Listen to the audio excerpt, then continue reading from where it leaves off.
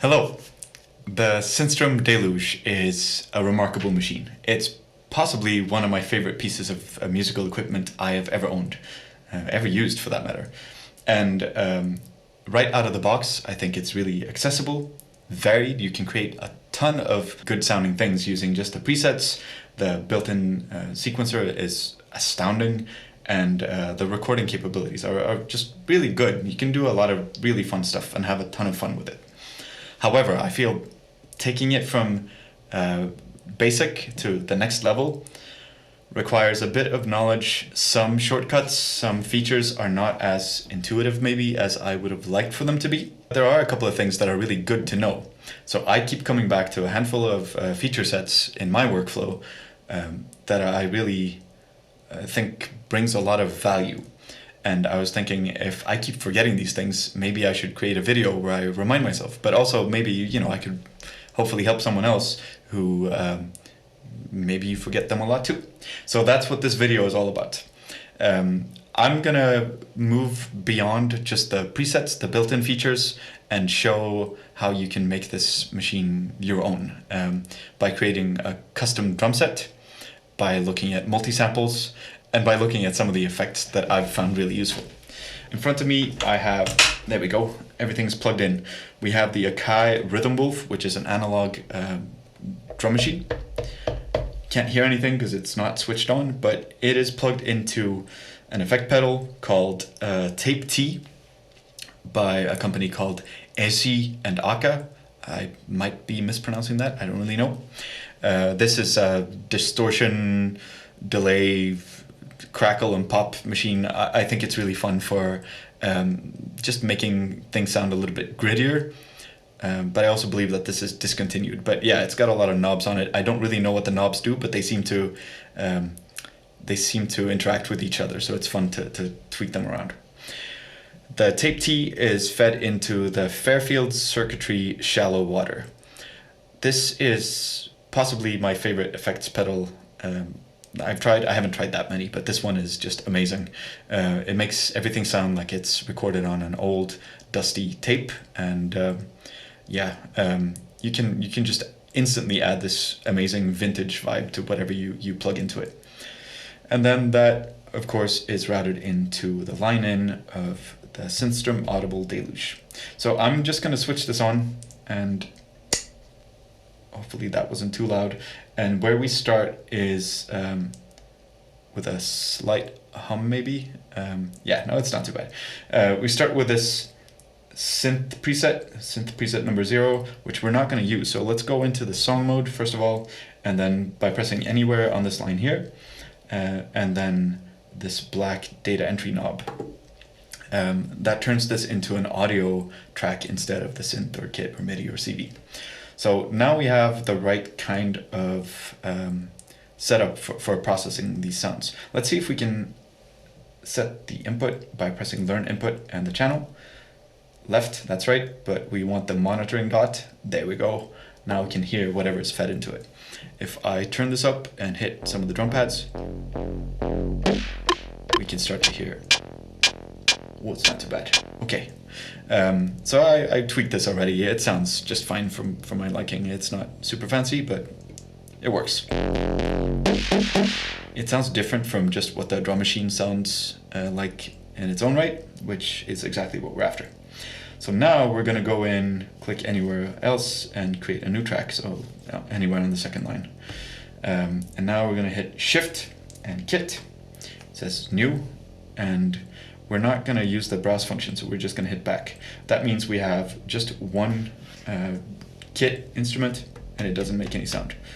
And now what we're going to do is, by hitting the audition button here, hit record, and then hit the bass drum. Hit record again. I guess I don't need to hold this down the whole time. But now, if I press and hold this, that's right, you can hear it. So if I hit shift and waveform, it shows me what the waveform looks like. Starting point is blinking, let's move that over here. End point is over here, let's move that back. This probably leaves a bit of a gap because obviously the resolution of this is pretty low currently. But if I press and turn this, it zooms it in. So this encoder here is good. And then I can just keep doing that until I start seeing the actual waveforms themselves. So now I'm incredibly close to where the sound starts. So if I hit this, here it's close to being instantaneous. The endpoint obviously doesn't matter as much, but if I just turn this the other way around, you can see. So that's good. I'm gonna hit back, and now we have a bass drum, which is cool. If I just hit the next audition pad one step up, and then it says none, but we're gonna change that. So let's hit record again, and I can let this go, hit the snare drum, and then hit record again. If I hit shift waveform, you can see the exact same thing all over again. Okay. Now we're at the very start of the waveform, so this should start immediately too. Yes, it does. Zoom it out. We don't need all this quiet space after. I'm just gonna move it to maybe there. Yeah, it's nice. Now we have a kick and a snare. Let's just add a hi-hat too, because why not? Same thing, record and record. Shift, waveform, zoom in. Okay, that ought to do it. Okay, I am happy with that. Now we have enough to make a simple beat.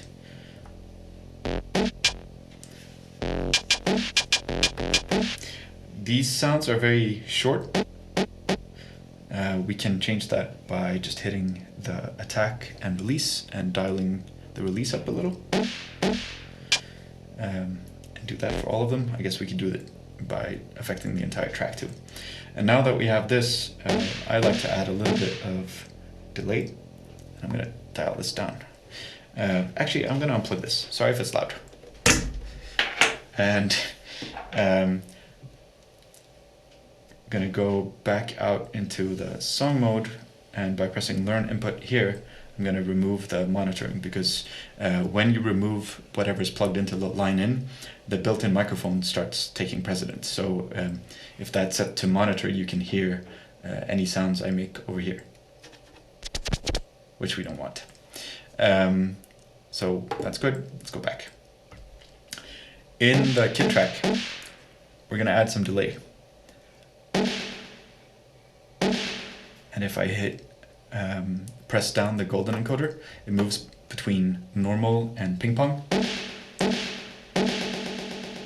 I like ping pong a lot. It obviously widens the stereo field and make things feel a little bit more interesting.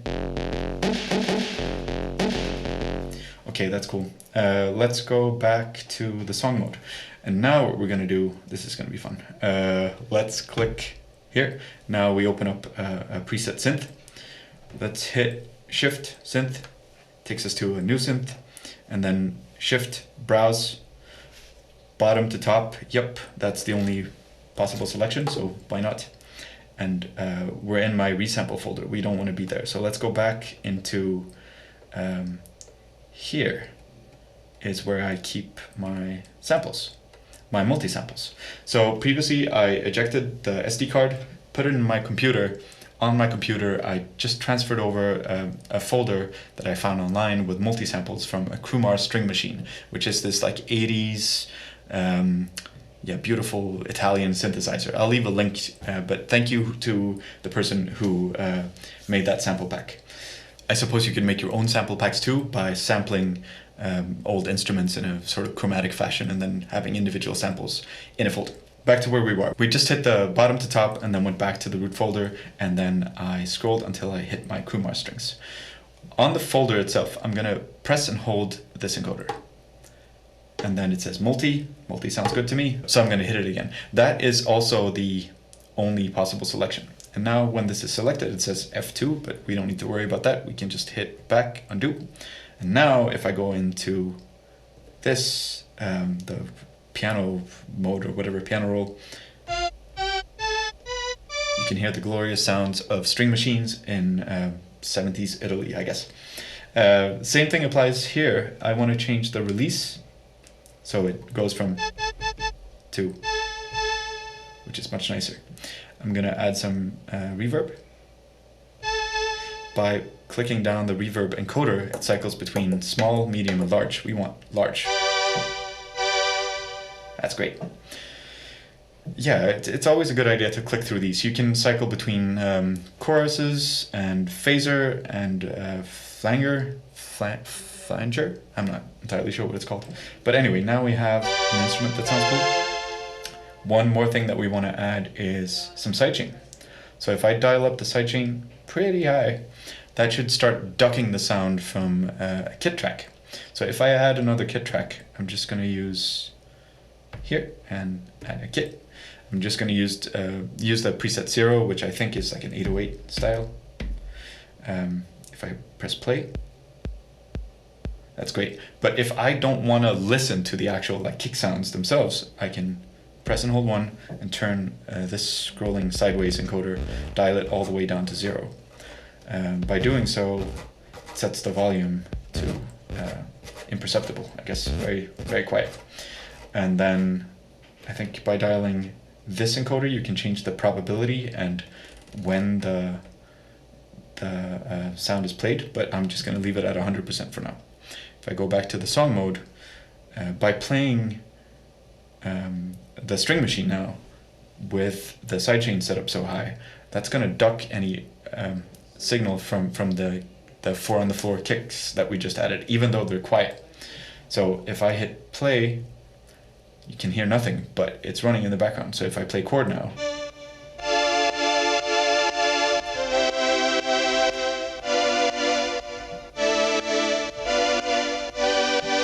you can hear it. Obviously, it doesn't have to be so pronounced in order to be effective, but that's a cool way of making the sounds feel a little bit more rhythmic. Another thing that I love to use on samples or synths like these is the automatic filter.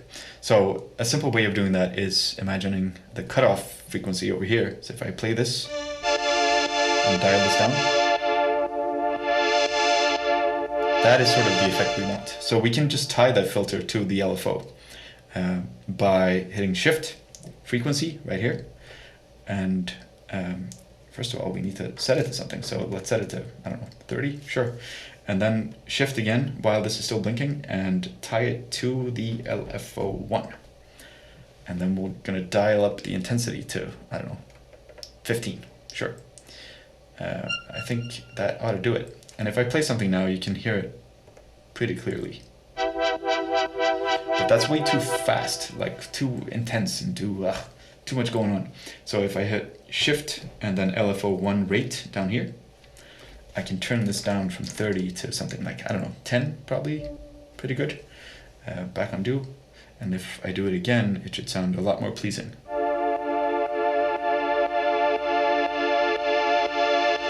Okay, that sounds pretty cool to me.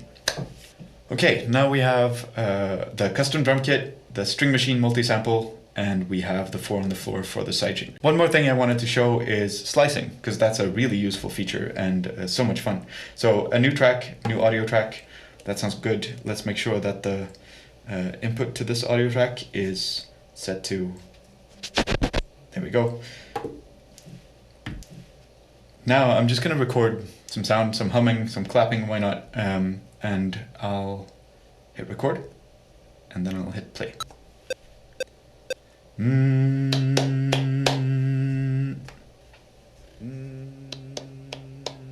Perfect, beautiful.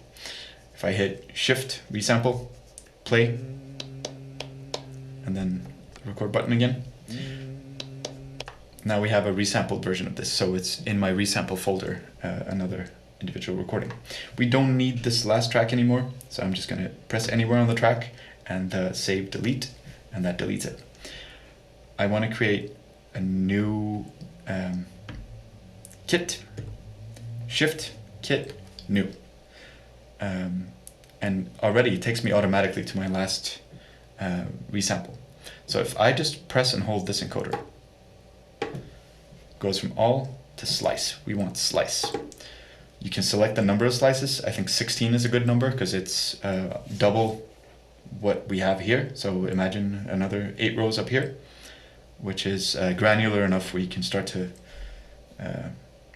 find like individual pieces that are good.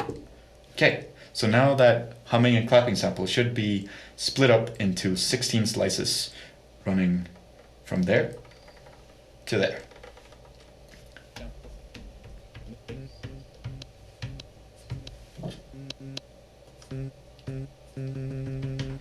And just like before when we did the drum set, you just select whichever slice you want to work with, you hit Shift and Waveform, and by doing so it takes you into the waveform view, and then you can start adapting the start and end point of each of these, which, well, maybe we should put it there. Yeah, why not? And you can fine-tune all of the stuff to make it start the right place. Yeah, well, there you go. This is a really, really useful feature. If we go back to the song view, I realize now that I recorded stuff onto here by mistake on the monitoring track. And this is another good feature. So if I go into here, you can see the waveform that I recorded erroneously. Let's say I want to remove this. It's as simple as pressing down the side scroll button and the back undo button. That clears the track, but it leaves everything else intact, which is really useful if you create an audio track, you add effects to it, maybe you want to create a different section using the same type of effects, or you want to double, or whatever you want to do. You can just go in, use the same track, use the same effects that you've added to it, but you just clear the actual audio waveform. So there you have it. Those are some of the features that, in my opinion, take the Synthstrom Audible Deluge from good to just like amazing and so much fun and so unique. I don't think I was quite aware of what a powerful sampler and how much fun you can have with it as a sampler before. I've always reached for, my Electron Digitact, which I think is just a remarkable sampler. But the Deluge has so much more to offer, and I'm starting to increasingly go for this one as a sampler too. The zooming in on the waveforms, I love that feature, and the effects that are built in, they're great, so much fun. This, like I mentioned before, is mostly a video I created for myself so I could remember how I do these things. If you found it useful or helpful, please give me a like, a thumbs up, or subscribe, or share it with a friend or someone who is a prospective Deluge buyer. If you have the Deluge yourself, which I'm guessing you probably do if you watched all this way, you know how much fun this is. If you don't currently own one, you should consider one. I think this machine can replace the vast majority of the musical devices that are out there in the world. It's just that good. Thank you so much for watching. Bye.